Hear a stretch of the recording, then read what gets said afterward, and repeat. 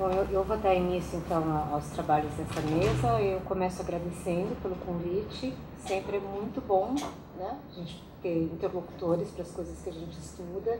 E sempre é muito bom ver gente estudando literatura contemporânea. Não é alguma coisa que a gente veja tanto na USP e faz falta. Então, eu começo cumprimentando pelo evento, cumprimento a organização e cumprimento pela mesa. Nós vamos seguir a ordem que está aqui, né? Como a Giovana já falou, então nós vamos começar pelo Humberto, e o título da comunicação é A Circulação da Obra de Bernardo Carvalho em Portugal. Passa a palavra.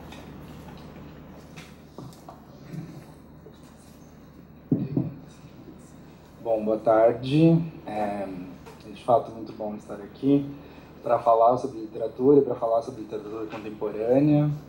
Agradeço a galera do programa de pós, né, pela organização do evento, e é uma alegria estar aqui com a professora Andréa mais uma vez. Bom, o título do meu trabalho de mestrado, na verdade esse é o meu trabalho de mestrado que está em andamento, é A Circulação da Obra de Bernardo Carvalho em Portugal. E só para situar aqui, o Bernardo Carvalho é um autor brasileiro contemporâneo, não sei se todo mundo conhece. Estudar a literatura contemporânea apresenta desafios concernentes a pouca distância temporal que pode dar diferentes significados às obras e ações do mundo externo que influenciam nas leituras que se faz dessas obras. Uma maneira de adentrar esse estudo é pensar através de um recorte temporal a situação do campo literário, e aqui uma expressão do Bourdieu, em que tais obras vêm à luz. Sérgio Miceli, em artigo que reflete acerca da contribuição de Pierre Bourdieu para a sociologia da cultura, afirma que, abre aspas, o campo constituía, então, um ponto de vista do qual se podia captar posições produtoras de visões, obras e tomadas de posição, fecha aspas. É nesse sentido que podemos pensar o contemporâneo no que toca à literatura.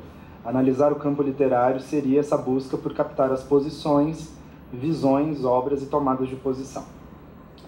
Pensando ainda na esteira de Bourdieu, que teorizou o campo a partir de questões científicas e artísticas, o texto O Mercado dos Bens Simbólicos é uma boa entrada, pois explica o funcionamento do campo cultural e artístico como um mercado que, diferente da economia, que lida com bens materiais, trabalha com bens simbólicos, além de resultados simbólicos e materiais das transações dentro desse mercado. De acordo com Bourdieu, o campo intelectual e artístico diz respeito a uma autonomização progressiva do sistema de relações de produção, circulação e consumo de bens simbólicos. Dentro desse campo, há diferentes grupos de intelectuais ou artistas que, assumindo diferentes funções, criam um sistema, ou sistemas no plural, de tomada de posição cultural. Em outras palavras, o campo é formado por disputas de diferentes níveis e, graças à sua autonomia, essas disputas se dão dentro do próprio campo entre os grupos que o formam. Nosso desafio é analisar esse cenário no Portugal contemporâneo. Estamos em busca das linhas de força da produção literária portuguesa dos últimos anos. Queremos entender quais atores são importantes dentro desse contexto, a imprensa, a academia, editoras, livrarias, e com que armas eles lutam dentro do campo. Ou saber ainda quem são os autores, que formação carregam, quais suas posições em relação à crítica literária, à política, à religião, entre outros fatores. Pode-se começar a partir dos acontecimentos políticos do século XX, em Portugal, que orientaram, às vezes de forma decisiva, a intelectualidade portuguesa. A ditadura salazarista que governou o país de 1933 a 1974, chamado Estado Novo, marcam a produção intelectual e literária portuguesas ao longo do estado de exceção, e também no período conhecido como pós-25 de abril, período que se segue à Revolução dos Cravos e cujas influências respingam ainda na produção atual. De acordo com o estudioso Miguel Real, que se dedicou ao estudo do romance contemporâneo em Portugal, a ditadura salazarista corresponde a uma mudança na forma literária, que obedece a formas estritas do realismo nos momentos mais rígidos do estado de exceção, mas que vai mudando aos poucos e, sobretudo, desconstruindo as categorias clássicas do romance. Personagens, estatuto do narrador, tempo, espaço, ação, intriga. Conforme a vida política vai passando por transformações e entram em cena a agonia do imperialismo e a guerra colonial, movimentos contestadores em geral, como o feminista ou o sindical. Real nota, contudo, que após o 25 de abril e restabelecido o regime político democrático, o romance português retorna a uma visão realista, porém agora incorpora as contribuições estéticas das décadas de 60 e 70. Uma característica que o autor realça ainda é o caráter cosmopolita que a produção literária vai adquirir em Portugal a partir de 1974. Tratando mais especificamente do século XXI, Real afirma que a noção de um romance genuinamente português perdeu espaço numa sociedade plural e culturalmente globalizada, diferente daquela das décadas de 40 e 50, orientada por uma cultura patriótica própria do Estado Novo. Segundo o pesquisador, essa mudança começa a despontar a partir da Revolução dos Cravos e, mais especificamente, a partir da integração de Portugal à comunidade europeia, já nos anos 80. Outra teoria que ajuda a construir, que tem ajudado a construir meu trabalho, é de Pascal Casanova. No seu livro A República Mundial das Letras, ela afirma que qualquer obra que se afirme literária seria, abre aspas, uma parte íntima da combinação de toda a literatura mundial, fecha aspas. Nesse sentido, o autor entende a produção literária como um jogo no qual diferentes obras concorrem em busca de autonomia, no sentido de se aproximar mais do que ela chama de meridiano de Greenwich literário, isto é, o espaço com o maior acúmulo literário e, portanto, maior autonomia, onde se produzem mais obras próximas de valores ditos cosmopolitas e menos vinculadas ao nacionalismo literário. Casanova propõe uma mudança na perspectiva com que se olha para a obra literária, pensando em um distanciamento e na totalidade da produção. A partir dessa mirada, a autora verifica que, na República Mundial das Letras, a história, a economia e a geografia não estão ligadas às histórias nacionais necessariamente. Antes disso, seguem uma lógica de desenvolvimento próprio. Nota-se logo que Casanova é devedora das ideias de Bourdieu, que já havia assinalado o caráter particular das relações dentro do mercado de bens simbólicos. A autora, contudo, aprofunda esse pensamento analisando especificamente o caso da literatura. É justamente nesse sentido de desenvolvimento próprio que a pesquisadora entende haver uma capital literária, com maior volume do que ela chama de capital literário, maior tradição e maior crédito literário, ao mesmo tempo em que há as regiões que dependem dessa capital e que estão distantes dela esteticamente. A capital, também chamada por Casanova de meridiano de Greenwich literário, é para a autora há muitos anos a França, e especificamente a cidade de Paris, cidade que, segundo ela, encarna a idealização da liberdade artística, por ser a cidade da revolução, da invenção dos direitos do homem, além da capital do luxo, da beleza e das letras. A pesquisadora verifica que a capital literária funciona como uma espécie de instituição de crédito para conceder ou não valor ao que se produz em literatura. É nesse sentido que, segundo ela, os autores da periferia são os mais abertos às últimas invenções estéticas da literatura internacional, já que eles sabem que devem ser consagrados nesses centros para ter alguma chance de sobreviver como escritores. Nesse ponto, é preciso assinalar que a literatura produzida na capital literária, Paris, é autônoma, visto que não está a serviço de questões políticos-sociais ou nacionais, sendo também cosmopolita. Ora, aqui já se delineia uma conclusão a respeito da literatura portuguesa recente. Conforme vimos, a literatura obedece ao seu próprio jogo e luta com os seus iguais. É assim que a literatura portuguesa, depois de lidar com questões mais urgentes, como a repressão salazarista, parece ter buscado cada vez mais se aproximar do centro literário mundial e construir uma literatura a seu modo autônoma e cosmopolita, cuja consagração veio com a atribuição do Prêmio Nobel de Literatura para José Saramago em 1998. Na mesma linha, Bernardo Carvalho parece insistir num projeto literário que procura desapegar-se de questões nacionalistas e ganhar o mundo. Sua literatura tem sido traduzida e ganhou espaço na França, justamente a capital literária, apesar do desafio imposto pela língua e as dificuldades concernentes às traduções. Na imprensa francesa, Carvalho é comparado a Borges, Beckett ou Conrad.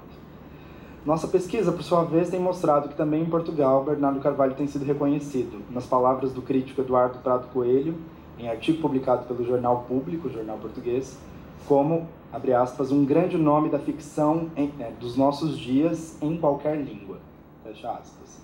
Parece-nos, ao menos até aqui, que a literatura portuguesa seguiu um caminho de aproximação da capital literária e também Bernardo Carvalho tem seguido o mesmo caminho. E esses caminhos se entrecruzam quando vemos Carvalho sendo publicado, vendido e estudado em Portugal nos últimos anos. Para mostrar um pouco mais dessas informações, destaco algumas críticas da imprensa portuguesa à produção de Bernardo Carvalho. O Bernardo Carvalho ganhou destaque em Portugal nos últimos anos. Alguns artigos do Jornal Público no final dos anos 90 já davam conta daquele que, de acordo com o Eduardo Prado Coelho, né, que é professor e cronista, abre aspas, é muito provavelmente o mais importante escritor da nova geração de autores brasileiros, fecha aspas. Ou ainda, cito novamente, Bernardo Carvalho, que é desde já um grande nome da ficção dos nossos dias em qualquer língua. Fim de citação. Nota-se que o autor é considerado mais que um grande nome da literatura brasileira, é colocado como um grande nome da literatura mundial. Para falar ainda da obra do escritor em Portugal, mais de uma resenha lamentava o fato de ele ainda não ser publicado, isso no final dos anos 90, né, naquele país, como demonstram dois textos de Eduardo Prado Coelho para o Jornal Público, um em novembro de 98 e outro em novembro de 99. Bem como um texto que celebra a publicação do autor em Portugal em dezembro de 99, de Jorge Marmelo, o texto. Alguns anos depois, já com algumas obras publicadas, persistem resenhas que sempre chamam a atenção para a forma do livro, a construção de enigmas ou o desenvolvimento de temática ligada à paranoia que perseguem suas histórias. Em nenhum momento, contudo, algum tipo de referência a questões nacionais brasileiras, ou comparação de suas obras ou de sua escrita com outros autores brasileiros. Pelo contrário, os textos que tratam de Bernardo Carvalho em Portugal buscam demonstrar um universo autônomo em que o autor se inscreve, ou ainda, um universo que ele constrói para si.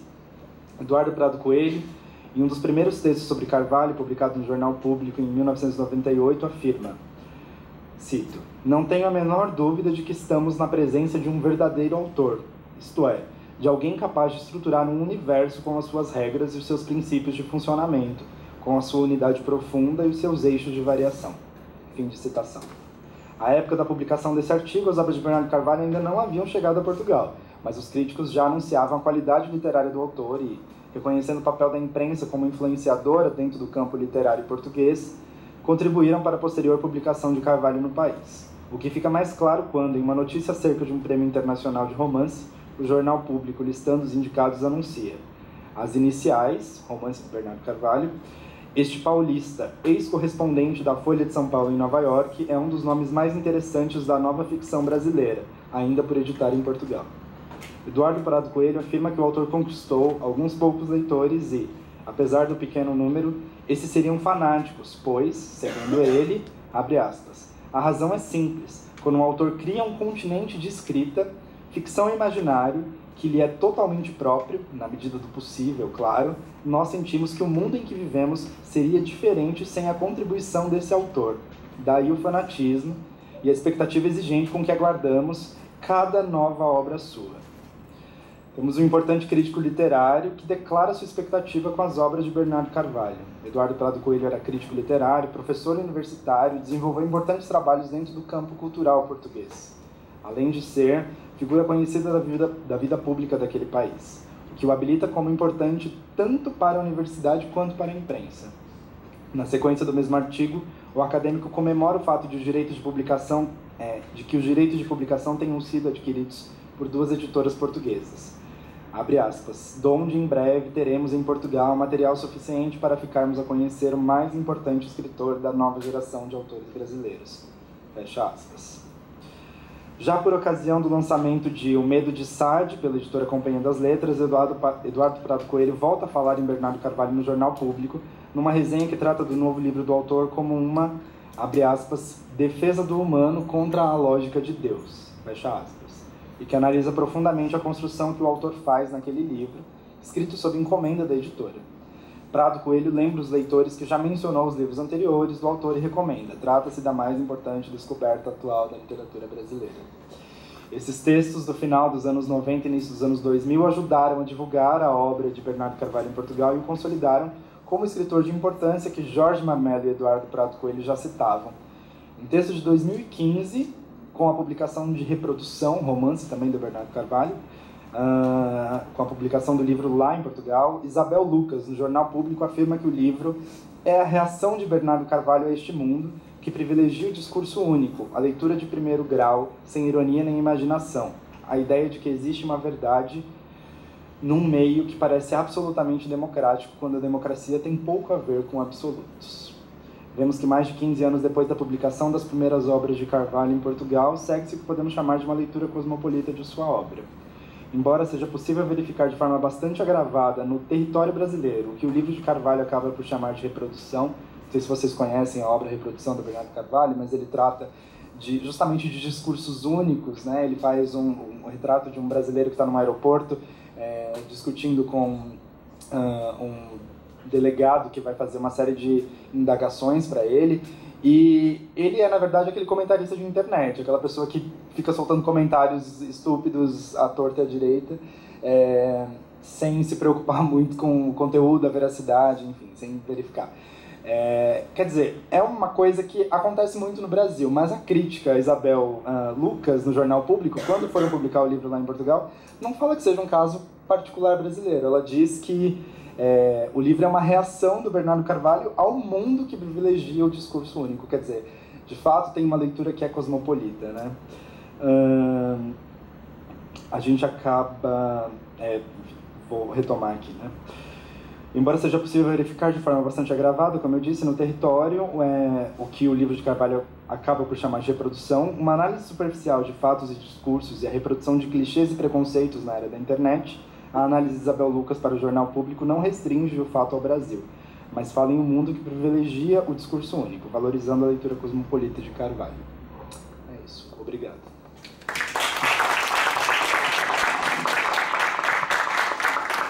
Obrigada, Humberto. Bom, o debate será depois, né? Então nós vamos passar para a segunda comunicação, que é da Vânia Pereira Pinheiro. Se chama Todos se engolem, representações antropofágicas em cartas com sedutores de Hilda Hilst. Obrigada, professora. Boa tarde a todos. Obrigada pela presença. Deixa eu arrumar aqui, que eu preciso da minha mão para falar. Bom, vou começar explicando que, obviamente, por causa do tempo, eu tive que fazer um recorte na minha pesquisa, cujo tema é a antropofagia em Cartas de um Sedutor, de Hilda Hilst.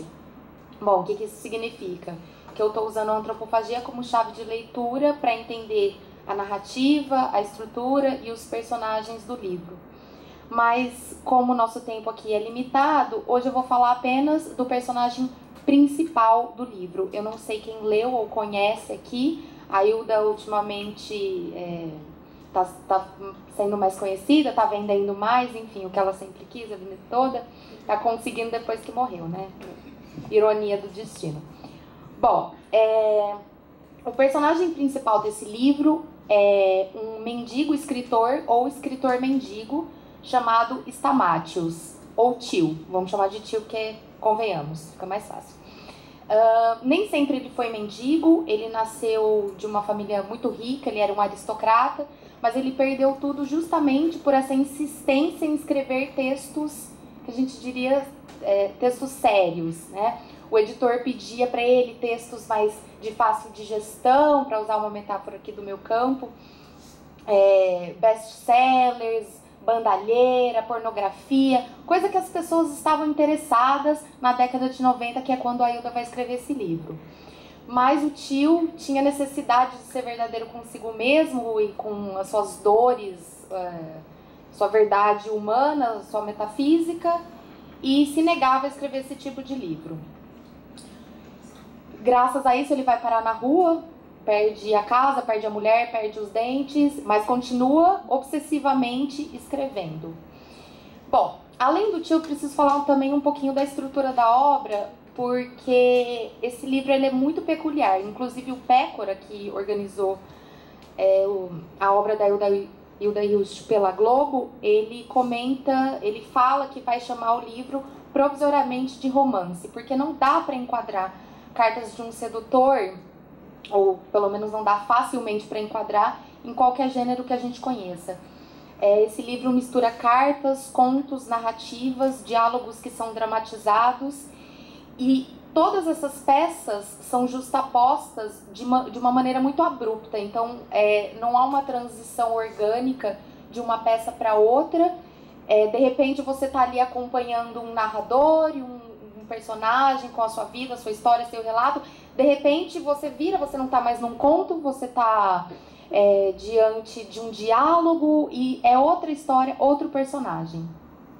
O que eu acho que dá ligação a todas essas peças, que são muito distintas entre si, é justamente a figura do tio, porque ele é o escritor ou o autor ficcional de todos esses registros. Então a gente tem a Hilda Hilst, que seria a autora real, temos também um autor ficcional que vai abrindo a cada página uma nova história em direção a um abismo sem fim, né?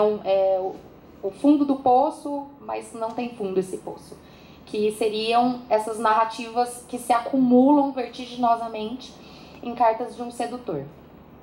Bom, então, quando eu decidi usar a antropofagia e não o erotismo para trabalhar esse livro, porque, convenhamos, né, o erotismo tem sido muito investigado na obra da Hilda, não é à toa, ele é um elemento fundamental, mas em Cartas de um Sedutor a gente encontra um conjunto de contos, são 11 contos muito breves, chamados Novos Antropofágicos. Só que o curioso é que ali a gente não encontra nenhuma cena de canibalismo propriamente dita. A gente vê histórias das mais diversas e em um certo momento é mencionado ali uma ceninha em que um homem come algumas partes da sua ex-mulher, mas é só isso. Então eu fiquei pensando, por que antropofágicos se nós não estamos vendo literalmente a antropofagia? E por que novos? Quem seriam os velhos antropofágicos? Bom, na nossa área é inevitável pensar no Oswald de Andrade, não é mesmo? E eu acho que todo mundo aqui já ouviu pelo menos uma vez na vida a antropofagia sendo definida como sinônimo de assimilação. Ou seja, pelo menos no ensino médio, né? O que ensinaram pra gente, pra mim pelo menos, que a metáfora que o Oswald criou significa assimilação como tal qual os indígenas do século XVI comiam seus inimigos para assimilar suas qualidades, sua coragem, sua bravura, o intelectual do início do século XX deveria assimilar criteriosamente toda a cultura importada da Europa e misturar aquilo com um caldo local, e isso engendraria a cultura nacional.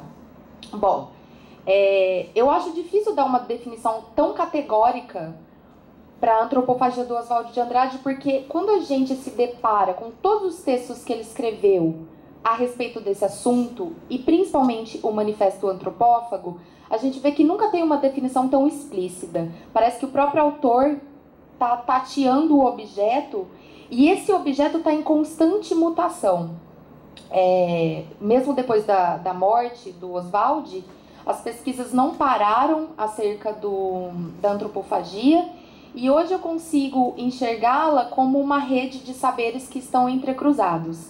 E nessa rede a gente vê fios de vários campos do conhecimento distintos. Então tem ali a história, tem a filosofia e claro que tem a literatura e a antropologia, que é onde eu fui buscar um sentido além dessa acepção mais difundida que a gente tem, que eu achei muito raso, né?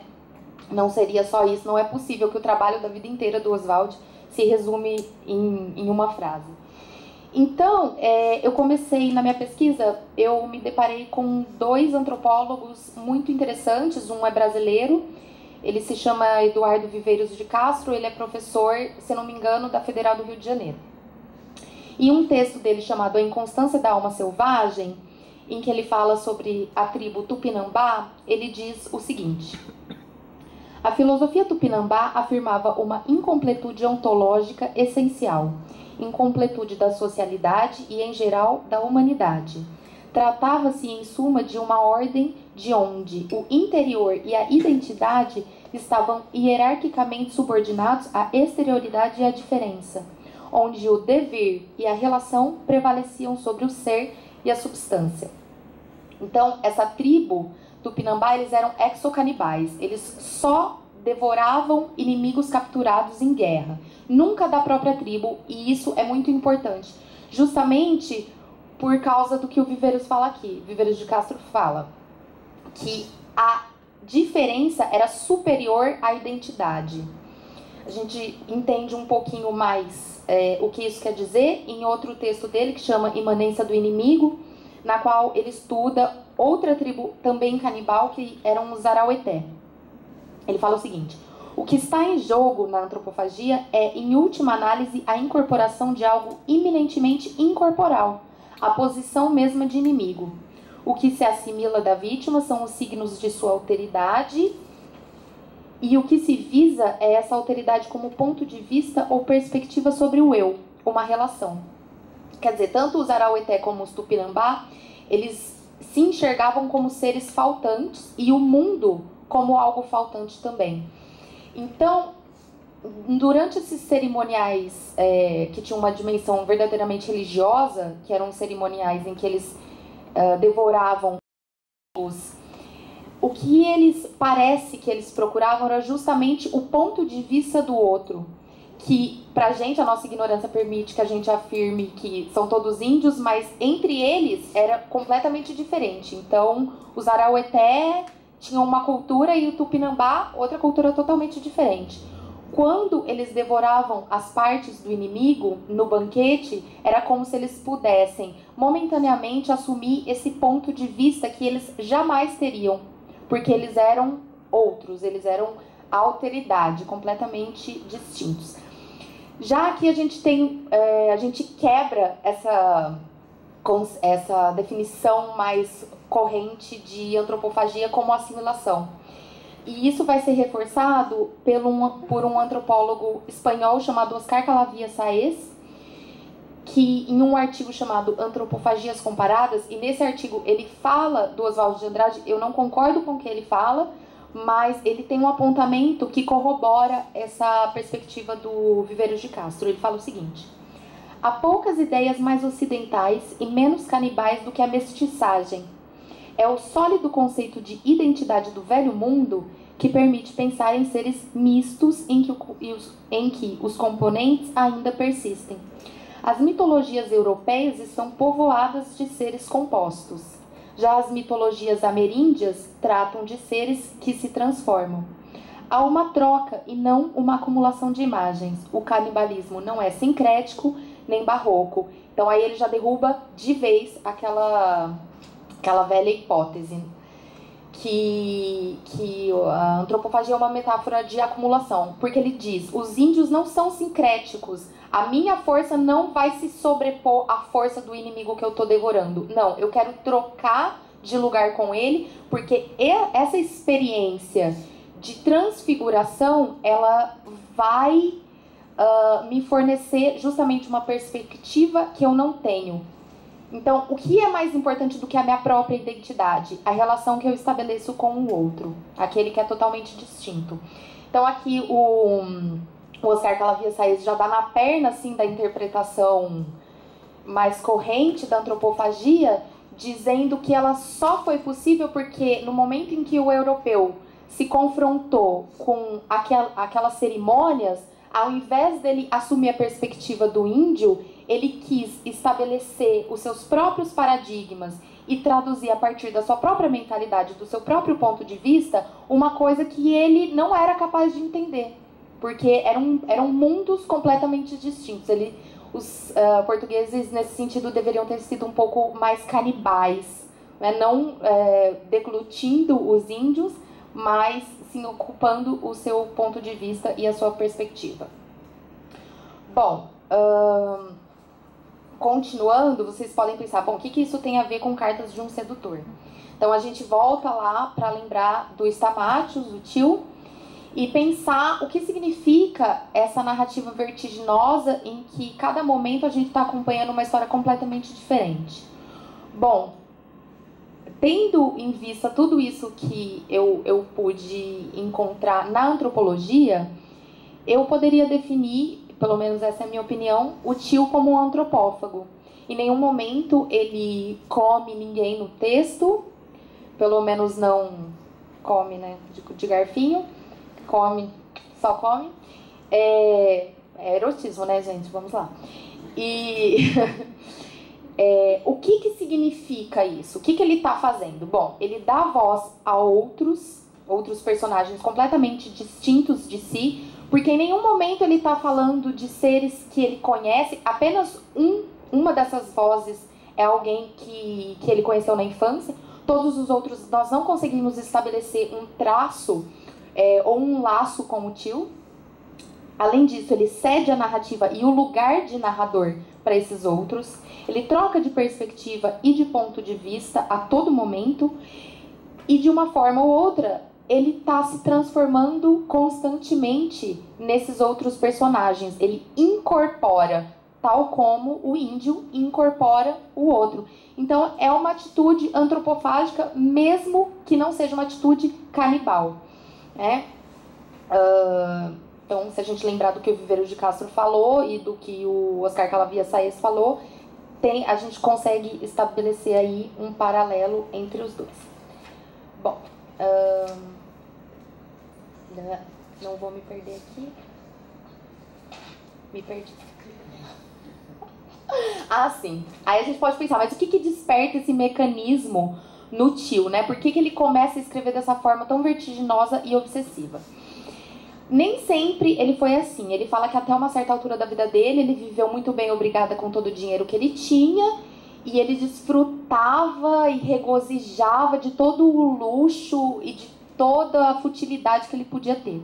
Mas a uma certa altura, a consciência se instalou nele e não deu mais trégua. Que consciência é essa? Ele diz: consciência de estar aqui na Terra e não ter sido santo nem suficientemente crápula, de ter inventado para me salvar, enganar a morte, inventando que este não sou eu, que ela pegou o endereço errado. Então, o que está sempre ali ameaçando o Stamatis é essa consciência da morte, da finitude e da finitude irremediável. Não há salvação, nem Deus responde os apelos de todos os narradores da Hilda, e o tio é mais um deles. Então, o medo, essa angústia, funciona exatamente como a falta funcionaria para os índios canibais, que realizavam em suas cerimônias uma espécie de troca de perspectiva, justamente porque eles eram seres faltantes. No tio, isso acontece pela angústia da morte. E não só, ele tem um agravante. Pensando que ele é um mendigo, ele está no completo ostracismo social, ele não tem ninguém. A única companheira que ele tem é a Eulália, que é imaginária. A um certo momento, inclusive, ele se despede dela e fala: vou engolindo Eulália. Mais uma evidência aí do canibalismo metafórico do Stamatis. Eu sinto também, agora para encerrar, que esse resgate que a Hilda fez da antropofagia é uma espécie de crítica ao tempo que ela estava vivendo, ao capitalismo, ao mercado que queria transformar, como você bem falou, os bens simbólicos em bens materiais, né? Ao editor que pedia, clamava para ele: não, escreve livro fácil, escreve best-seller, coisa que as pessoas entendam, para de falar de metafísica, ninguém quer saber disso, as pessoas querem, né, se divertir. Então eu acho que a Hilda, ela tenta, através dessa metáfora um tanto violenta, criar esse personagem, essa identidade em constante transformação, que é uma espécie de combate que assume a voracidade da vida. E aqui eu quero citar uma frase do Oswald de Andrade, em que ele fala: a vida é devoração pura. Ao que me parece, pelo menos, o tio tenta assumir essa voracidade da vida e faz dela o seu emblema contra o rebaixamento e a vulgarização de todo o sentido da existência, em uma sociedade que busca preencher com coisas materiais e com mercadorias a nossa precariedade mesma constitutiva. Bom, era isso. Espero que tenha ficado um pouco claro para vocês. Obrigada a todos.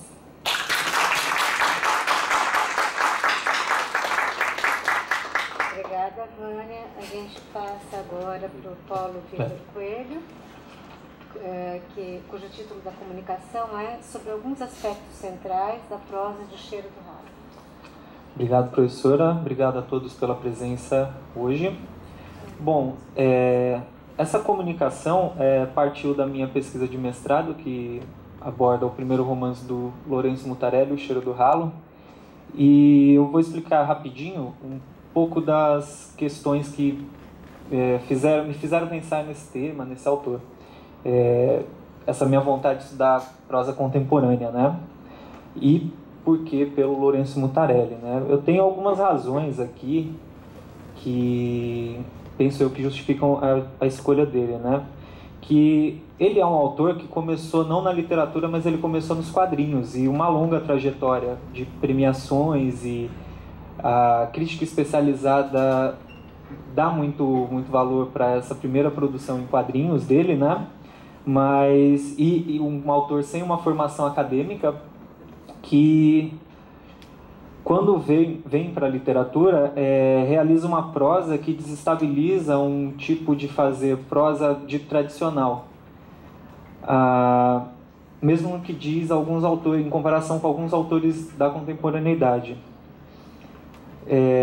Ele propõe esse trabalho literário uma espécie de diálogo, primeiramente com a produção anterior dos quadrinhos, nesse primeiro romance, O Cheiro do Ralo, ao mesmo tempo que busca se desprender desse autor, primeiramente tão visual, nessa mudança de suporte, né? E conforme a sua carreira vai progredindo, ele busca dialogar também com outros tipos de textos que ele vai tendo contato ao decorrer, né? Como, por exemplo, roteiro de cinema, teatro,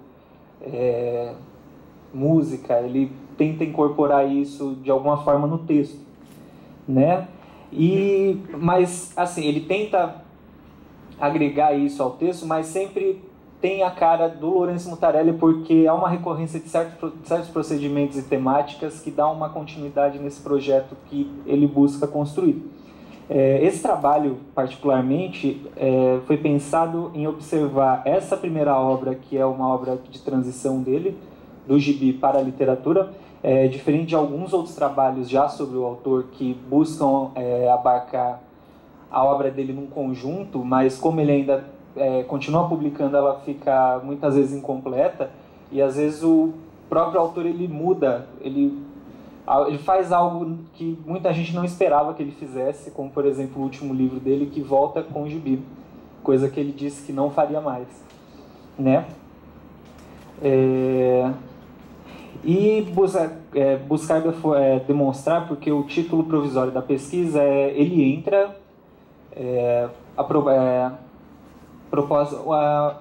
uma análise da proposta híbrida de Lourenço Mutarelli em O Cheiro do Ralo. Então a gente vai buscar demonstrar elementos que sustentem essa possibilidade de hibridez nessa primeira obra dele, que tem continuidade nas outras, né? Com quais meios esse projeto dialoga, com quais meios, quais suportes, quais tipos de textos, e quais as perspectivas inventivas que o Mutarelli propõe para a prosa brasileira de literatura. Bom, eu vou apresentar então rapidamente quem é o Lourenço Mutarelli, né? Ele nasceu em 64, paulistano, começa trabalhando nos estúdios Maurício de Souza de animação, isso em 1985. E em 86 ele resolve mesmo investir nessa carreira de quadrinista profissionalmente. Só que, por causa do seu estilo um tanto diferente dos gibis produzidos na época, tipo, por exemplo, os gibis da Disney, gibis da Marvel de super-heróis, ele recebe várias negativas dessas editoras mais comerciais, né? E aí ele opta então pela publicação independente. Na época, o que a gente tinha de publicação independente? Fanzines e pequenas editoras. O que era o fanzine? Fanzine era um encadernado feito em casa mesmo, bem manual, que não passava de 20, 25 páginas, o custo tinha que ser baixo e a vendagem tinha que ser relativamente, pelo menos, pagar a impressão. E assim foi. Ele publicou em 88 o fanzine Overdose, Solúvel, em 89, e as impublicáveis em 1990, com parceria com a editora Procê, do Marcati, independente. Fez participações em revistas da época, por exemplo, Animal, Porrada e Heavy Metal, e no fim de 91, ele finaliza o primeiro álbum autoral mesmo, o primeiro gibi, o Transubstanciação, e já com essa primeira obra, ele já ganha alguns prêmios de melhor HQ na primeira Bienal Internacional de Quadrinhos do Rio de Janeiro, em 92, o troféu HQ Mix de melhor graphic novel e o prêmio Ângelo Agostini. Esse prêmio ele é entregue pela Associação de Quadrinistas e Caricaturistas do Estado de São Paulo. É um prêmio de longa data e de bastante tradição nesse campo. Né? Aí, com esse gibi, o Mutarelli torna-se um nome forte do quadrinho nacional para a crítica especializada. Esse álbum possui uma boa tiragem, cerca de 13 mil exemplares, porém representa um caso à parte para o autor. Seus trabalhos posteriores não alcançaram números tão expressivos, o que não o impediu de continuar desenvolvendo seu próprio estilo. As temáticas foram ganhando corpo juntamente com o amadurecimento do desenho de Mutarelli, onde da página caótica de Transubstanciação e Desgraçados de 1993, estrutura-se um quadrinista cada vez mais complexo em roteiro e desenho. Por exemplo, Eu Te Amo, Lucimar, de 94, e A Confluência da Forquilha, de 97. Ainda assim, como mencionado na dissertação feita por Lucimar Mutarelli, o autor continuava isolado na prateleira, isso é, muitas vezes suas histórias eram rotuladas como terror, policial, aventura. Só que nenhuma dessas delimitações editoriais conseguiam abarcar a obra e o estilo que o autor propunha. O público médio das histórias em quadrinhos, lógico, não entendeu essa estética, não sei, talvez por causar algum desconforto, algum mal-estar na hora da leitura, né? Por quê? Corpos distorcidos, contornos carregados, ilustrações em preto e branco a tomar conta de todo o espaço do quadro. Essas são as principais características desse desenho do Mutarelli. Suas primeiras publicações mantêm como uma atmosfera pesada e excessiva, até mesmo grotesca, lembrando por vezes o uso das formas dos expressionistas, como observado por Liber Paz e Luisa Pisani nas suas dissertações de mestrado. Por exemplo, ali na página, né, tem até uma utilização clara do grito do Manche, né? Por exemplo, né, a atmosfera violenta da história de Tiago, protagonista de Transubstanciação. O suposto poeta passou um tempo preso por ter assassinado o próprio pai. Ao sair da cadeia, procura sanar uma intensa obsessão de amor invadindo armado um museu. Que essa cena é uma página do gibi bem forte, bem carregada no nanquim, na técnica de pintura do Lourenço Mutarelli. Ou na história Requiem, no qual, segundo Mutarelli, contém o relato de uma festa surpresa para ele. O peso do desenho traduz o medo pelo qual o autor passou durante uma brincadeira planejada para enganá-lo, um sequestro forjado. Próximo. Aí.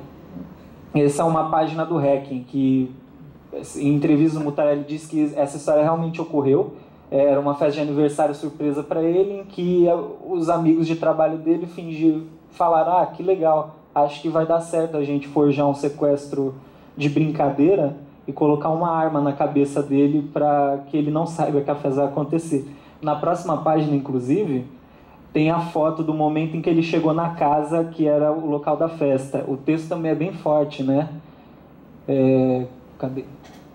Quando retiraram minha venda, neste exato momento, 80% de mim morreu. Daí, em entrevistas ele diz que as piores crises de pânico dele e ansiedade nascerão daí. É um momento decisivo tanto para a vida quanto para o estilo da própria escrita dele. Já no próximo álbum, Eu Te Amo, Lucimar, é muito difícil achar, por isso que eu não trouxe imagens. Mas ele dá uma mudança do estilo dele. Ele junta o nanquim puro à técnica da aguada, que é o nanquim diluído em água. Aí, dependendo do tipo, você pode atingir níveis de cinza e níveis de marrom. Já o quarto álbum, Confluência da Forquilha, apresenta ao leitor Mateus, um pintor de retratos que se dedica a pintar um único rosto, de Beethoven. Próximo. Pode dar um zoom. Certo dia, sua esposa recebe a visita de um comprador misterioso que adquire toda a obra de Mateus. Ele não havia autorizado a sua esposa a fechar tal negócio e vai à caça dessa pessoa para reaver suas telas. Mateus descobre que seu negociante é um traficante, mas um traficante de outro tipo. Seu acordo funciona da seguinte maneira: Moloch, o traficante, faz uma pergunta de cunho filosófico para Mateus e ele entrega um frasco de remédios para caso sua cabeça comece a doer enquanto ele pensa na questão. Em uma semana ele tem que resolver essa questão, aparecer no fim da semana com a resposta e pegar mais uma. E é esse o ciclo vicioso que o Mateus entra. Tanto que no fim da história, o Mateus entra num parafuso de loucura que ele não sabe se esses rostos que ele pintava é do Beethoven, se é do Baudelaire ou se é do Léo e dos Três Patetas. E ele acaba perdendo a capacidade também de pensar plasticamente, ele só consegue pensar em palavras. O que é interessante pensar também no Lourenço Mutarelli, que depois faz a mudança do quadrinho para a literatura. Esses 4 primeiros álbuns faz parte de um período de publicação que ele trabalhou exclusivamente com Gilberto Firmino. Suas pequenas editoras não possuíam um grande aparato técnico para inserir no mercado de quadrinhos o autor nada comercial, tanto que essas primeiras edições nem sequer ISBN possuíam. Como dito por Liber Paz, Mutarelli pode ser considerado aqui um legítimo autor underground. E não era incomum o Gilberto Firmino fechar a editora e reabrir mais uns meses na frente com outro nome. Assim, a editora Vidente, passou a ser chamada de Diller, que depois passou a ser chamada de Lilás. Tanto que a Confluência da Forquilha, ela precisou de uma ajuda da Devir para terminar esse trabalho de editoração. O lugar que onde o Mutarelli já trabalhava, né, virou ilustrador assalariado, e os quadrinhos entraram para ele, nesse momento da vida dele, como um hobby. Deixa eu ver, peraí. E foi lá que ele publicou, talvez, o gibi de mais prestígio dele, que é a trilogia do Acidente do Diomedes. E aqui a gente pode ver já uma evolução do estilo do Mutarelli, que é bem interessante, que ele vai utilizar depois no Cheiro do Ralo, que é o próximo. Que é a inserção de pessoas do círculo pessoal dele, escritores, famosos, obras que, não sei, talvez façam parte do repertório pessoal dele. Por exemplo, nessa página onde o Glauco Matoso ajuda na investigação do próprio Diomedes, né? Ele faz uma piada falando para o Diomedes que Diomedes demorou demais e que 3 pessoas ajudaram ele a atravessar a rua pensando que ele estava precisando de ajuda. Passa no próximo. Aqui, por exemplo, no último quadrinho lá no canto, tem o Bob Cuspe, do Angeli, que entra também como uma citação, uma homenagem. Próximo. É isso. Aqui, no quadrinho do meio, a gente tem também uma reprodução do estilo do Adão Iti Sagai, e uma menção ao Mês da Gripe, um romance do Valêncio Xavier. Bom, enquanto ele está produzindo essa trilogia do Acidente, ele trabalha conjuntamente nesse manuscrito que seria o Cheiro do Ralo. Um texto um tanto diferente na produção até então, né? Eu vou falar agora um pouco do romance. O texto apresenta a rotina de um homem inominado, dono de uma loja de penhores na qual compra objetos em negociatas breves. Ninharia após ninharia, o protagonista mostra-se um sujeito desdenhoso, sádico e dono de humor ácido. Num certo dia, vai a uma lanchonete para almoçar quando repara na garçonete que o atende. A princípio, o protagonista não repara em nada da mocinha. No entanto, quando ela vira para pegar o refrigerante, ele repara em sua bunda, abre aspas, farta, quase disforme. Pensei que no fundo ela era boa. Nascia ali a sua principal obsessão da vida, que vai se retratar no romance, obter a bunda da garçonete, não enquanto objeto sexual, mas enquanto objeto comercial. Somado a essa situação, temos o cheiro sempre presente que sai do ralo do banheirinho de seu escritório. Ele, por sua vez, desencadeia um conflito entre aceitação e repulsa do cheiro, por exemplo, abre aspas. É o meu cheiro, eu não preciso explicar nada a ninguém. Fecha aspas. E abre aspas, né? É tudo culpa do cheiro do ralo. Amanhã eu mesmo vou mandar cimentar. Né? Quanto a alguns aspectos centrais do texto, né? A narrativa, em sua maior parte, é feita pelos diálogos de cenas de compra e vendas de alguma peça, demarcada tanto pela divisão do texto em fragmentos separados em espaços em branco, quanto por padrões de fala entre o narrador protagonista e quem vende. Cada cena geralmente é iniciada pela voz do narrador com ele entra ou ela entra. Após essa marca de diálogo, se desenvolve, porém, privilegiando o objeto oferecido ao protagonista, de modo que as pessoas que chegam ao escritório são caracterizadas praticamente pelo produto que trazem, não por outros traços. Um tipo mais subjetivo de caracterização é exclusivo a esses objetos. A partir deles é apresentado a essas pessoas que vendem, né? Dessa forma, o protagonista não irá apenas barganhar por um menor preço, mas também utiliza essa posição de comprador-juiz para dizer quem ou que tem ou não preço. Isso a gente viu que não vemos vendendo nada desse escritório, a gente só tem cenas dele comprando. Isso mostra elementos no qual está concentrada uma imagem de atulhamento, um primeiro grande tema dessa prosa, né? Outro hábito de acumulação interessante é de produtos de bens simbólicos, né? Programas de TV, propagandas, filmes, livros, músicas, de obras nacionais e internacionais, de épocas bastante variadas e níveis sociais de consumo bem diverso. Essas interferências do real no romance possuem também níveis variados, porque podem participar ativamente da fala do personagem ou só incitação, não é? E isso, dentro dessa utilização, dependendo do contexto, ele desestabiliza de certa forma essa obra, tanto simbólica como um objeto físico. Ele tira da sua significação comum e usa em outra ou não usa. É uma acumulação meio que sem sentido nesse ponto. Por exemplo, a imagem do Rosebud, do Cidadão Kane, do filme, ele é atribuído à bunda, né? Ele fica relembrando essa bunda como se fosse o Rosebud dele.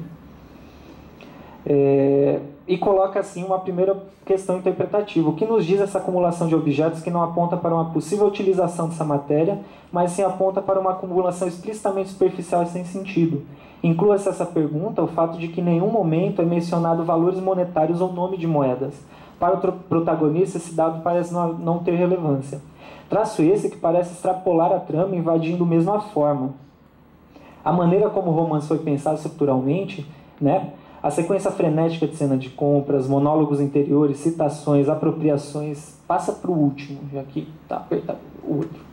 Né? Por exemplo, nessa cena que ele traz a estrutura, como observado em um artigo, ele traz a estrutura do Águas de Março, do Tom Jobim, para dentro do romance, só que totalmente desfigurado justamente para a utilização dele. Aí segue, né? Cabide, abidê, o fim do caminho, é pau, é pedra, é farinha, é pó, é talco, é coisa nenhuma, é o caralho a quatro, né? E isso coloca uma pergunta também sobre essa deformidade do texto do Mutarelli. Interessa também saber por que esse texto chamou a atenção de outros produtores culturais, como, por exemplo, a adaptação para o cinema dessa obra e de outras. E o trânsito que, depois do Cheiro do Ralo, ele começou a ter com mais facilidade no teatro. Por exemplo, algumas peças dele estão no volume Teatro das Sombras, de 2007, e ele fez um projeto com Mário Bortolotto, Teatro para Alguém, onde a peça era encenada e mandada via Skype. Você pagava e assistia a peça de casa, né? Então, o que me interessa nessa pesquisa é desvendar esse autor que se quer em trânsito, né? Que agrega a cada nova obra que ele faz elementos de uma trajetória artística ainda em percurso nessa estrutura. Aparecido das margens dos quadrinhos, sua prosa pode não possuir um refinamento acadêmico ou um repertório em seu repertório ou forma, mas se vale de outras fontes bastante ricas para formar sua estética. Em O Cheiro do Ralo, por exemplo, o nonsense está posto ao lado da Pulp Fiction, clichês da fala cotidiana ao lado de As Flores do Mal, de Baudelaire, filmes pornô aproximados de Cidadão Kane. Os modos de ler e a desestabilização causada por esse deslocamento constante do autor através de campos pede uma leitura mais atenta dessa primeira empreitada, O Cheiro do Ralo, buscando entender seu lugar no atual quadro da literatura brasileira e quais propostas inventivas ele propõe para essa prosa, ainda tão mal compreendida pela crítica que o lê, né? Uma fortuna crítica aí que às vezes vira o nariz ou que luta para achar ferramentas para ler essa trajetória. É isso, gente.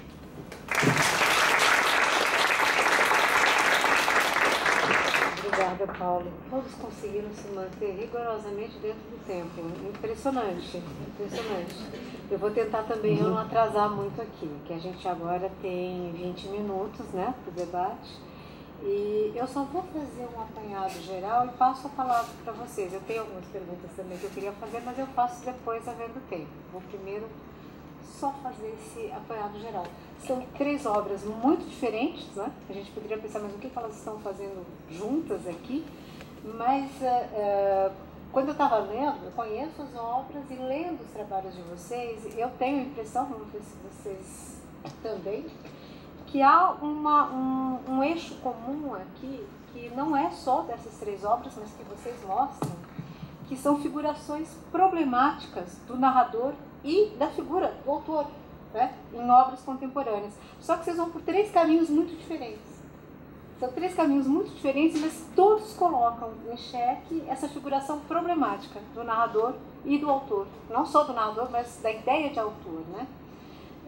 Então, é um lugar desestabilizado, difícil. As vias diversas, a gente começa ali pelo Humberto, ele vai pela questão da recepção do Bernardo Carvalho, a questão do nacional e do cosmopolita, esse meio fora de lugar. Que lugar é esse? É dentro de uma nação? É dentro de uma língua? É dentro da República Mundial das Letras? Onde é que está isso? Não? O que eu devo esperar desse autor? Mas também está problematizada a figuração.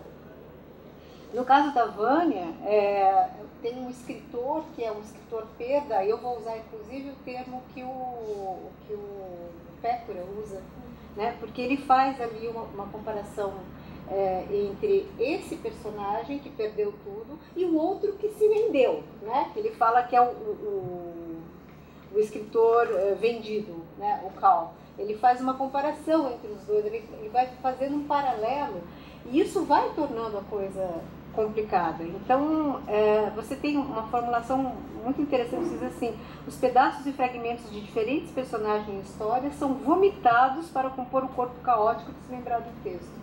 Mas justamente ele é caótico e desmembrado porque há alguma coisa dessa figuração do escritor que está ali problemática mesmo, né? Depois a gente pode até conversar um pouquinho mais sobre a questão da antropofagia, teria aqui algumas sugestões. Por fim, quando a gente passa para o Paulo, a questão está colocada também nessa relação com a história em quadrinho, né? Que lugar é esse?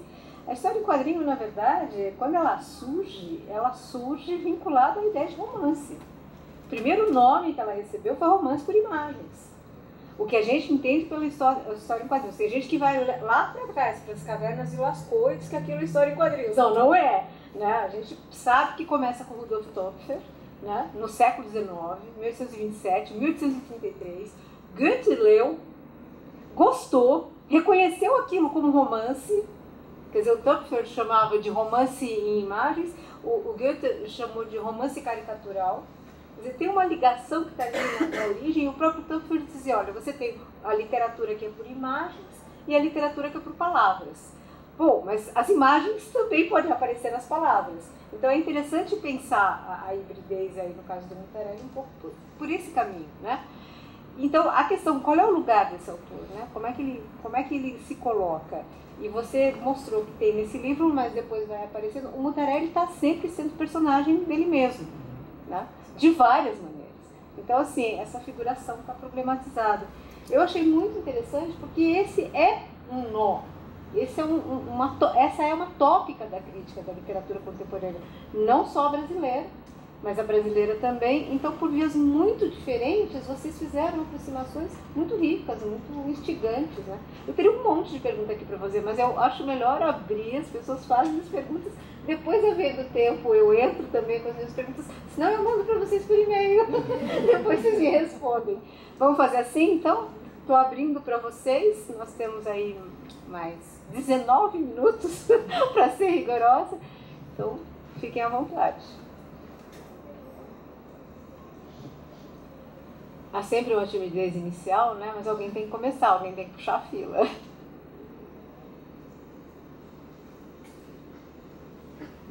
Ali. Eu só vi as duas últimas apresentações, mas eu fiquei pensando, tem uma disciplina administrada pelo Jorge Almeida e pela Silvia Vasconcelos, que tem tudo a ver com o que eles comentaram aqui com a crise do romance, né?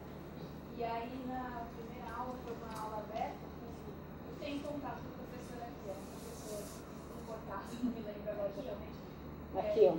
E ele falou muito do conceito de paródia para pensar no romance contemporâneo. Eu acho que tem tudo a ver com o que vocês estão falando. É uma brincadeira, é muito bem humorado, pelo menos eu conheço bastante do Gabriel Javist e o Circulado também. Então a gente fica nesse misto de dá para levar a sério, não dá para levar a sério nem esse narrador, nem esse autor. E aí eu acho que talvez esse conceito de paródia, eu não sei, ele falou que desenvolveu. Quem começou a desenvolver isso foi a Linda Hutton, para tentar dizer o que é a literatura que ela chama de pós-moderna. O conceito de pós-moderno e pós-modernidade é extremamente polêmico, mas ela depois escreveu um livro só sobre paródia para dizer isso. Ela é um dos nomes exponenciais assim, para lidar com essa questão da paródia no romance, na literatura contemporânea. Não sei se foi isso que ele citou, porque eu não pude assistir. Eu estava fugindo das bombas da polícia no dia. Então eu não pude assistir. Mas pode ser que ele tenha passado por aí. Mas é mais isso, para vocês pensarem talvez nesse conceito, pode enriquecer o trabalho. Posso só fazer? Você já leu Cartas de um Sedutor? Então, vai me fugir o nome da pessoa, é claro. O Kierkegaard. Ele é um filósofo, mas ele tem um romance epistolar que se chama Diário de um Sedutor. Então, é uma paródia. Você matou eu em cheio. Então, e aí, lógico, no meu trabalho aqui não deu tempo de falar, mas eu trabalho também essa dimensão da antropofagia, né? Que é aquela dimensão que eu falei que é mais batida, da assimilação, mas é claro que a gente não pode deixar de falar que tem aí uma ironia tão fina da Hilda de pegar esse livro e desconstruir completamente. É bem isso. Quer falar? Sobre a paródia? Então, o Mutarelli, ele insere muitas referências dentro do romance dele, mas o que me incomoda é que às vezes ele só parece inserir por inserir. Em entrevista ele diz que colocou, por exemplo, uma passagem aqui que ele cita um diálogo, o protagonista cita num diálogo o Manual Prático do Ódio do Ferrez. E em uma palestra ali na Barco que o Ferrez estava junto, ele disse que foi uma homenagem, o Ferrez confirmou, mas não dá para confiar até então. Porque de certa forma outras obras que o Mutarelli jogou no Cheiro do Ralo tem um peso ali de sentido que está na obra parodiada, que é citada, parodiada, apropriada, que faz todo sentido dentro da cena e dentro da narrativa como um todo. É escorregadio, me tira o sono de vez em quando essas coisas, né?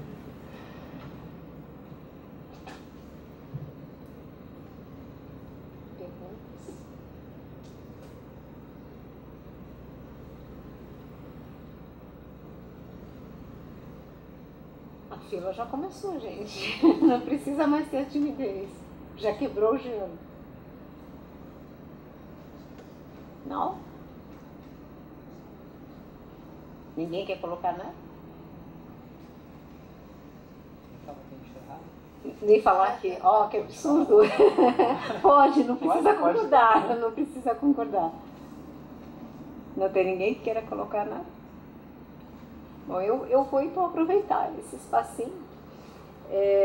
Eu conheço o trabalho do Humberto já tem um tempinho, né? Fiz parte da banca de qualificação dele, depois nos encontramos uma Bralic, enfim, eu conheço um pouco.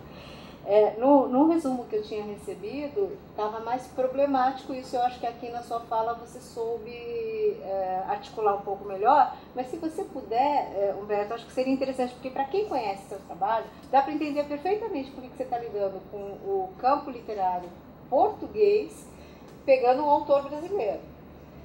Mas eu não sei se na hora que você fez a sua exposição aqui, se ficou claro para todo mundo que caminho é esse que ele está fazendo, né? Dentro da área de literatura brasileira, né? Você pegar um campo literário específico português, que é a mesma língua, e não é, né? A mesma língua, e porque a recepção e a circulação de um autor brasileiro. Então, acho que talvez fosse interessante, não sei se a pergunta vem a calhar ou não, mas eu acho que poderia ser interessante porque eu sei qual é, mas eu não sei se ficou claro para as pessoas por onde isso passa, acho que talvez fosse interessante. Vocês querem que eu faça a pergunta primeiro, vocês respondem, ou eu faço e... Como é que é melhor? Faço para todos? Tá, vamos seguir a sugestão da Giovana. Para Vânia, eu vi que a uma certa altura você cita a crise da filosofia messiânica do Oswald.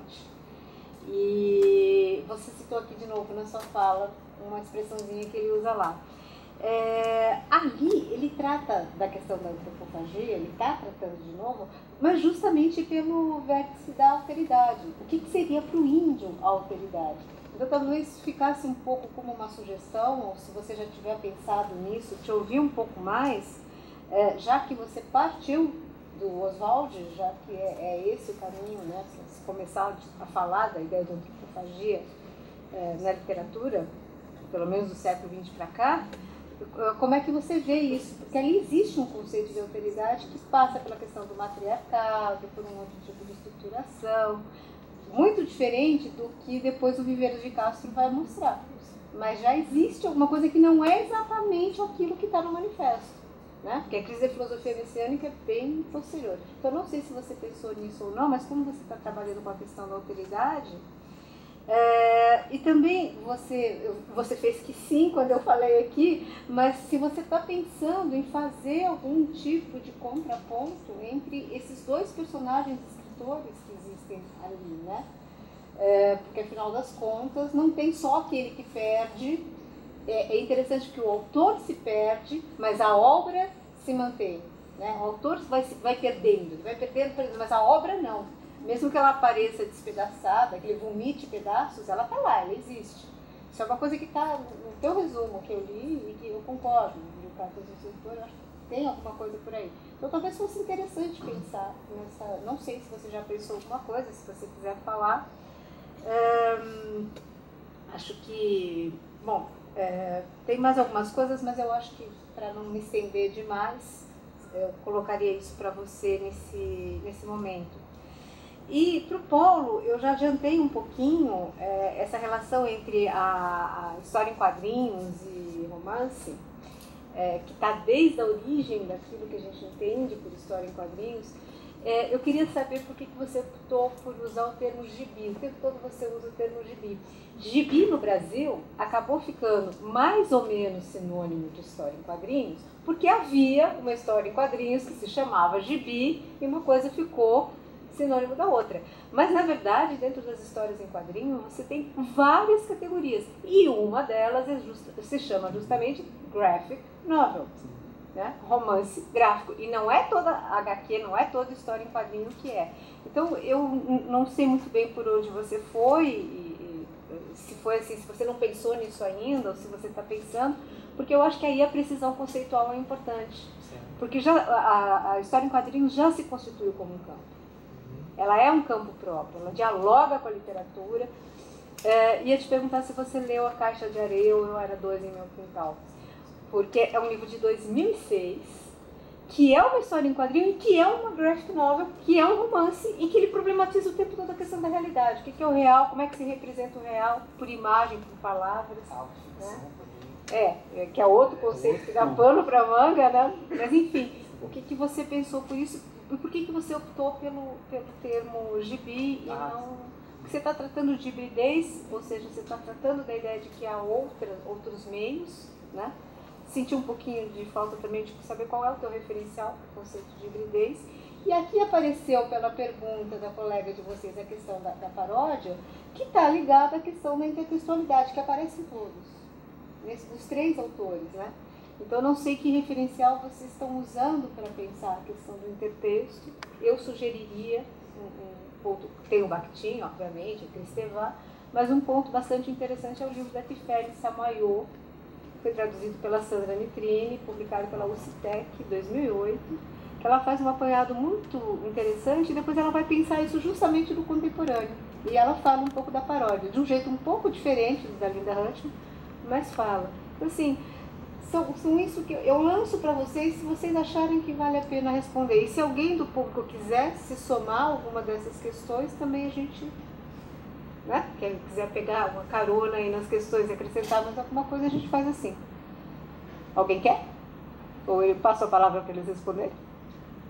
Sim? Então vamos lá. Bom, na verdade é uma boa questão porque entra em jogo aqui, primeiro, o terreno espinhoso da literatura contemporânea, né, que encontra resistência de estudo aqui na USP, e eu encontrei quando eu propus o trabalho de mestrado, né, e continuo encontrando de vez em quando. Então, assim, eu somo ao terreno espinhoso da literatura contemporânea pesquisar no programa de pós-graduação de literatura brasileira a recepção de um autor em Portugal. Quer dizer, né, acho que a ideia ela é louca por si só. Mas o que acontece eu conheci o Bernardo Carvalho em Portugal. Eu estive em Portugal, estudei um ano lá, E eu nunca tinha ouvido falar do Bernardo Carvalho, até que uma professora estava fazendo uma matéria de literatura brasileira, porque eu saio daqui para estudar literatura brasileira em Portugal, não sei o que eu tenho na cabeça. Mas eu queria ver justamente as abordagens e tal. E lá a professora tinha uma matéria em que ela incluía Clarice Lispector, Guimarães Rosa, mas ela trazia para a literatura mais contemporânea. E aí ela incluiu a Dona Sá e o Bernardo Carvalho, que eu nunca tinha ouvido falar. E li, e me apaixonei pelo livro, e enfim, fiquei encantado com a ideia. O Bernardo Carvalho esteve na universidade quando eu estava lá, conheci o Bernardo Carvalho, nem pensava em pesquisar a obra dele. Mas aí eu fui descobrindo algumas coisas. Uma delas é um dos livros do Bernardo Carvalho foi publicado num acordo entre o editor dele, que é o dono da Companhia das Letras aqui no Brasil, e o editor dele em Portugal, que faleceu no ano passado, no final do ano passado, que era o dono da editora Cotovia, que é famosa em Portugal, enfim. Quer dizer, um acordo entre os dois editores fez com que o Bernardo Carvalho ganhasse uma bolsa de uma instituição portuguesa para passar um tempo na Mongólia, que ele também é louco, né? Para passar um tempo na Mongólia e escrever um romance. Então, assim, ele está em Portugal, né? E ele estava em Portugal antes de estar lá, porque o Eduardo Papo Coelho fala isso, né? É o grande nome da literatura brasileira de todos os tempos, qualquer coisa assim, ou dos nossos tempos. Enfim, ele repete várias vezes a mesma coisa, né? Ao longo de vários artigos, em 2 anos antes do Bernardo Carvalho ser publicado em Portugal.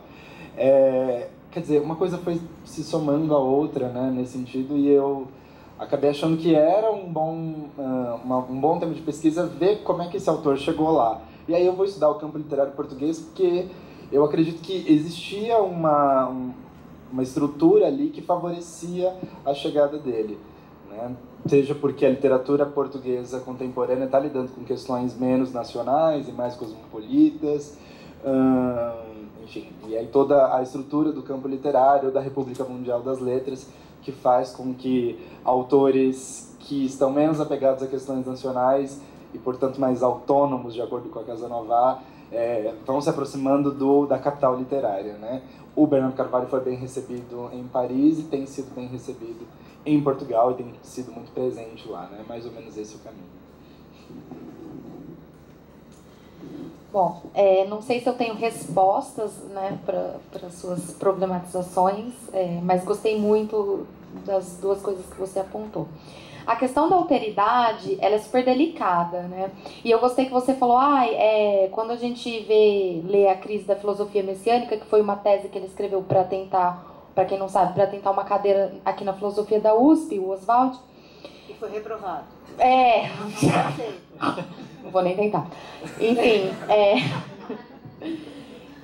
a gente já sente a evolução do material antropofágico. É uma loucura trabalhar com antropofagia, porque você vê aquilo mudando constantemente, e eu acho que ele queria isso mesmo, ele desejava isso mesmo.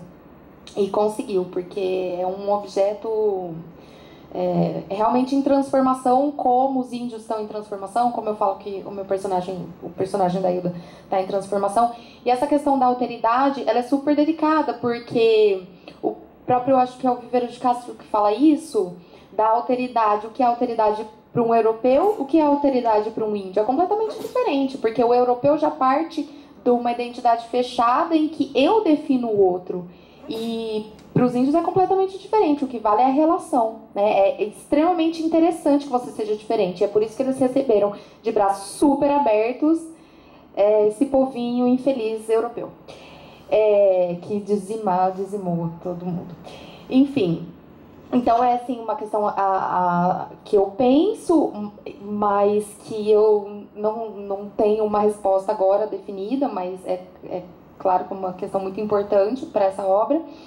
E da oposição do tio e do Carl, é super difícil esse nome, gente, eu acho. Também é uma noção de alteridade, né? Porque eu não falei pra vocês, mas o Carl, ele é o escritor das cartas, ele é o autor das cartas. E os dois conviveram na infância, quando o tio ainda tinha muito dinheiro, e o tio faliu porque não escrevia coisas vendáveis, e o Carl, ao contrário, vou chamar de Carlos, gente. E o Carlos, ao contrário, vou brasileirar. Ao contrário, só escrevia bandalheiras, pornografias, historinhas, né, best-sellers, e continuou desfrutando de todo aquele dinheiro dele. Então, mais um sentido aí de alteridade dentro da obra. E, assim, do primeiro livro em prosa da Hilda, que é Fluxo Floema, até o último, ela vai problematizar a questão do narrador, do escritor e do editor. É uma... Então, quando a gente consegue observar esse conflito aí em jogo dentro de uma obra, realmente, né, tem tudo a ver com a antropofagia, e por si só já teria que ser uma coisa a ser analisada, e claro que eu pretendo fazer isso com bastante cuidado. Inclusive tem um intervalo irônico que você pode pensar em termos de uma outra alteridade, que é o seguinte: bom, então o editor pede, olha, escreva pornografia, escreva isso que vai vender. Ok, eu não vou fazer isso. No entanto, o livro que a gente lê, Cartas de um Sedutor, né, tá cheio disso. Paródia, Quer dizer, não só paródia, mas tem um intervalo irônico aí também, né, para pensar o outro. Acho interessante o caminho, enfim, só fica como uma sugestão. Aí o Paulo, para a gente poder encerrar no horário. Sim, vamos lá. Bom, porque gibi, para essa apresentação foi uma questão, mas confesso que foi uma questão de afinidade com o termo, ou de carinho. Tenho carinho para essa palavra, gibi. O Mutarelli, ele em entrevistas, ele define o que ele faz como álbum, né, que segue o padrão europeu de publicação. É um cuidado a se tomar, anotei aqui. A caixa de areia e as questões de quebra da realidade no Mutarelli é interessante, porque é um tema que perpassa várias obras dele. Inclusive, Caio, se você puder voltar ali no... Tá aberto ainda? Não? Ah, enfim, não tinha. Porque no Diomedes, né, quem faz a participação é o... Passa. Mais uma. Mais uma. Mais outra. Deixa eu ver. Mais outra. Aí. Dá um zoom. Aí. Aqui a gente tem a participação de um personagem que aparece em algumas histórias de participação em revistas, que é o Zigmundo Mussarela, que é uma paródia do Mutarelli para ele mesmo, que é esse aqui, ó, o terceiro quadrinho.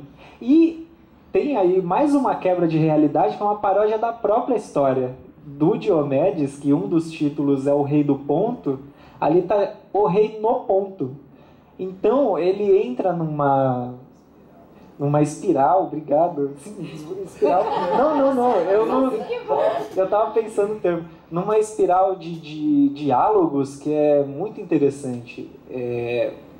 Os personagens, vários personagens dos romances têm o porte físico do Mutarelli. Ele faz essa paródia com ele mesmo, do Zigmundo Mussarela, dos editores dele, da Devir, nesse quadrinho, do Mário Bortolotto, em outro quadrinho, Quando Meu Pai Encontrou o ET, do Glauco, como a gente viu. No Cheiro do Ralo tem uma quebra de realidade com o Valêncio Xavier, porque o narrador cita o Valêncio Xavier, o mês da gripe, e o Valêncio Xavier assina o prefácio. Então tem aí uma tensão muito grande nesse limiar de realidade e ficção, se é realismo, se não é. O Carl Eric trabalha uns textos muito interessantes sobre, que ele fala sobre o realismo afetivo. Eu estou pretendendo dar uma olhada nesses textos. E a hibridez, eu estou usando o conceito do Nestor Garcia Canclini, do Culturas Híbridas. Talvez não tenha ficado tão claro. Faltou só dar ser generoso com o seu leitor ou com o seu ouvinte, né? De repente a pessoa se interessa. Certo. E esse livro é interessantíssimo. Ele analisa o mercado, vivências da América Latina com culturas com mais força de inserção. E uma notícia boa, como é da EDUSP, a gente tem 50% de desconto ali na Brasiliana. Fica num preço bem camarada e é um texto muito, muito bom. Esclarecedor. Ok, olha, nós passamos 2 minutinhos só, acho que fomos obedientes. Eu parabenizo vocês, foi bem legal, vocês têm trabalhos muito instigantes, e parabenizo vocês pelo seminário. Obrigada, gente.